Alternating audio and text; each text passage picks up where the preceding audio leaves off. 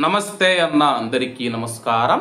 Kuwait లో మనం చూసుకుంటే ప్రస్తుతం రంజాన్ పండుగ వచ్చిన విషయం అందరికీ తెలిసిందే. అలాగే దీనికి సంబంధించి కువైట్ లో ఉన్న దర్జీలు ఎవరైతే టైలర్స్ ఎవరైతే ఉన్నారో వాళ్ళను స్థానిక మీడియా అయితే ఇంటర్వ్యూ చేయడం జరిగింది. వివరాలకి వెళితే రంజాన్ నెలలో పురుషుల దర్జీ దుకాణాలు టైలర్ షాపులు ఏవైతే ఉన్నాయో ఎప్పటిలాగే కిక్కిరిసిపోయాయని చెప్పేసి ఈద్ రద్దీని తీర్చడానికి మేము రోజుకు 16 గంటలు పనిచేశామని చెప్పేసి టైలర్లు అయితే తెలుపుతూ ఉన్నారు. కానీ మహిళా దర్జీలు ఎవరైతే ఉన్నారో వాళ్లకు డిమాండ్ తగ్గిందని చెప్పేసి ముఖ్యంగా పురుషులకు సంబంధించి దిదాశాలు ఏవైతే ఉన్నాయో వాటిని కుట్టడానికి డిమాండ్ ఎక్కువగా ఉంది.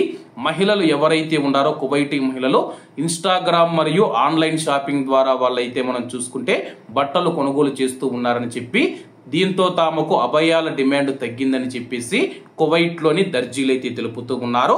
గత సంవత్సరంతో పోలిస్తే మా సంపాదన దాదాపు ఈ సంవత్సరం 2000 దినార్లు తగ్గిందని చెప్పి వెల్లడించారు. ఫాస్ట్ ఫ్యాషన్ మరియు ఇన్స్టాగ్రామ్ డిజైనర్లు పెరుగుతూ ఉన్నందున ఎక్కువ మంది మహిళలు రెడీమేడ్ దుస్తువులకు కస్టమర్ టైలరింగ్ ను దాటవేస్తూ ఉన్నారని చెప్పేసి ఎక్కువ పనివేళల మధ్య ఉపశమనం కలిగించే భావన 60 ఏళ్లు పైబడిన ప్రవాసుల పైన నిర్ణయం కువైట్ ఇటీవల వెనక్కి తీసుకుందని చెప్పేసి అలాగే మేము ప్రతిరోజు ఉదయం 7 గంటల నుంచి రాత్రి 11 గంటల వరకు పనిచేస్తామని చెప్పి దాదాపు 16 గంటలు మేము పనిచేసి అలసిపోతామని చెప్పేసి కువైట్ లోని టైలర్లు అయితే తెలపడం జరిగింది.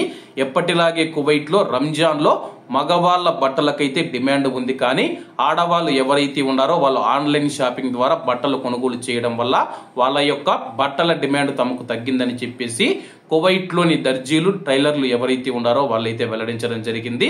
నిజంగా ఉదయం 7 గంటల నుంచి విశ్రాంతి లేకుండా రాత్రి 11 గంటల వరకు రంజాన్ నెలలో పనిచేశామని చెప్పి వారు తెలిపారు. కాబట్టి అందరూ బాగుండాలి, అందులో మనం ఉండాలి. అందరికీ నమస్తే అన్న, జై హింద్.